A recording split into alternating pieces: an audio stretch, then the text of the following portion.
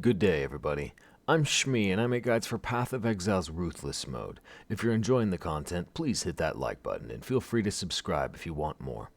Today, I'm back to tell you all how exactly Blighted maps gave me a freaking anxiety attack yesterday, but spoiler alert, it's a really stupid reason. Last Sunday, I sat down to play a bunch of Blighted maps. I had gathered up about 10 each between my non-Ruthless and my Ruthless accounts. It was pretty clear to me that there is a difference between Ruthless and Standard League Blighted maps. It took me a while to test it to figure out exactly what it was, and I wanted to make a video showing and explaining that difference. So I played all the maps, I tracked the results, I meditated on it for a couple hours, and then I got to writing a script. I didn't really like it, so I rewrote it. And then I revised the rewrite.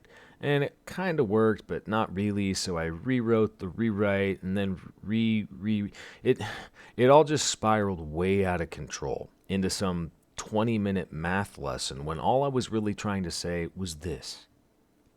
In Ruthless, the main difference is that you get fewer towers. That's pretty much it. Towers spawn similarly to how they do in Standard League, but it's like the spawning algorithm thinks the lane is twice as long as it really is. The lanes themselves are the same, but the towers get far more spread out. Trying to explain the geometry behind it was driving me insane.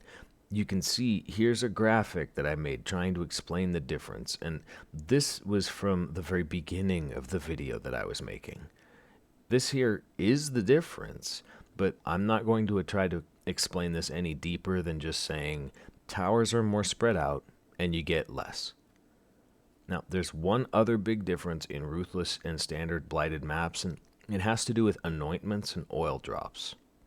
In Ruthless, anointments no longer give a bonus 6% increased pack size like they do in Standard League.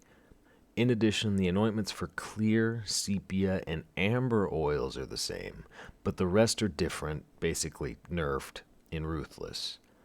Now, using mid and high level oils to anoint Blighted maps in Standard League, well, that's already pretty questionable and you shouldn't really do it. So using them in Ruthless when they're more rare and even worse, that's just wasteful. In Ruthless, instead of auto anointing, anointing just comes down to how you use amber and sepia oils.